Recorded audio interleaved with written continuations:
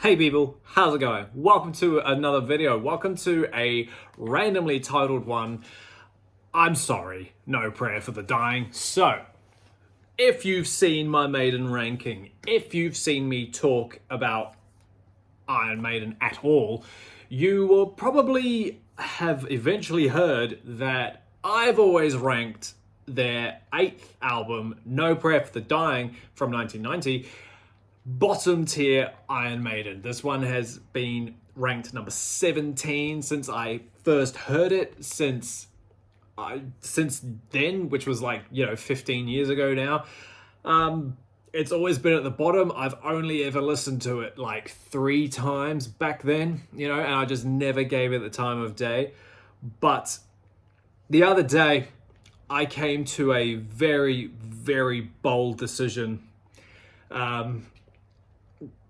This is no longer my least favorite Iron Maiden album.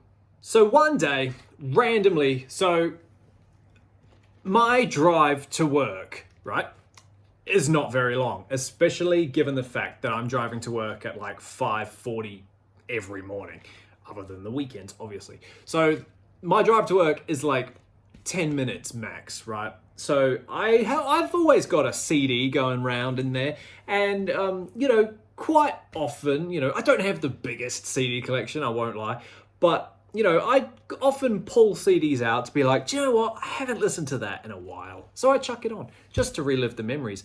I recently did it with Iron Maiden's A Real Live Dead One and Live at Dongington. No idea why. Probably because, like this one, those CDs had never been spun other than when they were purchased, do you know what I mean? And I suppose listening to those two, there's a lot of, well, I say a lot, there's a fair bit of some stuff off this album, as well as the album that came afterwards, Fear of the Dark, and it just made me kind of think and be like, do you know what? Maybe this one deserves another listen.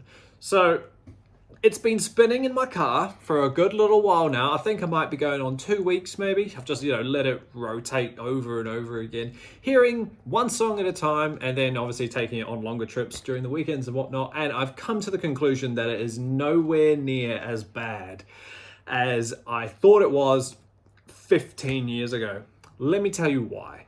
Right, so let's put ourselves in Maiden's shoes for a second, okay? Maiden raced through the whole 1980s decade, right? They had an album a year all the way up until 1985, but that got replaced with the Live After Death performance, so that took up the year 1985.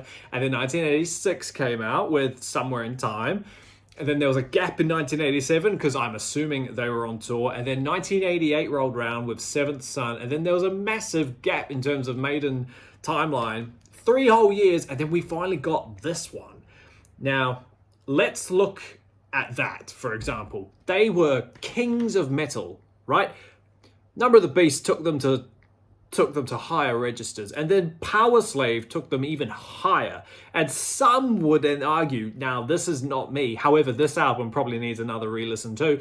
Seventh Son, to some people, took them to a whole nother level. So their levels just got bigger and bigger and bigger. So, and then to come out with something like this, which in a way, compared to everything that came before, was a bit of a letdown.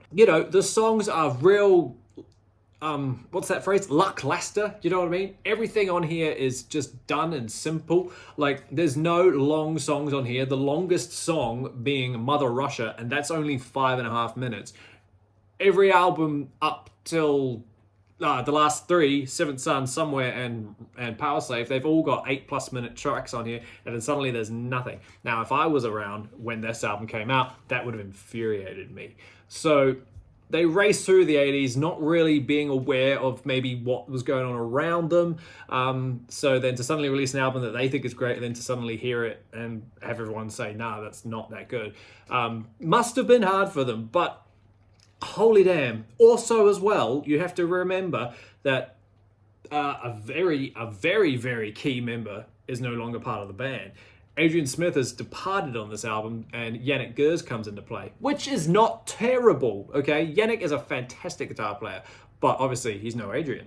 So it definitely gave it that other flair that Maiden had. The one thing I've always said about this album, though, regardless of how bad I always thought it was, the solos were out of this world. Do you know what I mean? Like songs, the solo on Holy Smoke, like Dave's solo at least, was insane.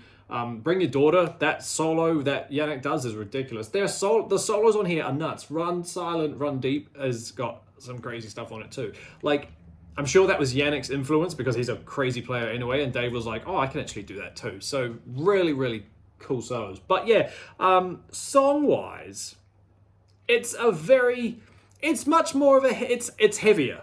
I would argue that this is obviously heavier than Seventh Son. Seventh Son is very upbeat and very, well, obviously keyboardy. This one takes it kind of more back to Iron Maiden killery roots. Do you know what I mean? It's just more straightforward heavy metal, you could say. With songs like Tail Gunner, you've got that awesome syncopated riff, which is, and it's about something real typical Maiden too. It's almost a mirror of Ace's High, just not as epic. Do you know what I mean? And yeah, Ace's High is great. Holy Smoke. I've always liked Holy Smoke. It's a cool song. The video on it is silly. I am assuming that was filmed at the studio, the farm barn where this album was recorded. I'm assuming that was filmed just all over there because if you've seen the video to Holy Smoke, it's actually so dumb, but God, it's funny. The title track, No Prayer for the Dying, already shows us a ballad, but has some real beautiful melodic moments, and the lyrics on it are very deep. It's typical Maiden. That one was written only by Steve, so obviously it's already one of the better ones. Public Enema #1 is another one that's a bit simple, but like that was cool. It's got Dave Murray on it. Not saying that it's simple because Dave Murray's on it, but you know, Dave Murray songs are always a bit different. Like he wrote Charlotte Harlot and a couple of others, but yeah. Fate's Warning, that's all good. The Assassin is a bit interesting. You could say it's lazy writing, better watch out, over and over and over again, but it's cool. It's catchy enough and it's great fun, and I think it's amazing. And Run Silent, Run Deep, the song I mentioned earlier, is the only song on this album to feature a gallop. Of course, it's a Maiden album, but it's got to have a gallop. And this one actually, you can't not like you can't not like a song such as The Trooper and Evil That Men Do and think a song like Run Silent, Run Deep is dumb. Because it might not be as epic as those, but it's definitely pretty much hitting every benchmark that you need in a Maiden song to sound like that. Does that make sense? Do you know what I mean? It's got all the check marks for a galloping singly type song. It's really cool. Hooks in You, again, is a bit repetitive. Hooks in you, hooks in me kind of vibe. But it's all right.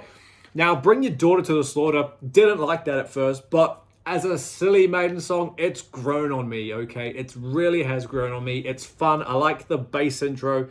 The verse, you could say the bass riff and the verse. It's got that ominous guitar over it. The solo that Yannick does in that song is ridiculous. It's so fun. It's just absolute mayhem. It's great. And then Mother Russia sounds like it could be a 9-minute ballad, but it's not. It's not even a 6-minute ballad, but it's still good.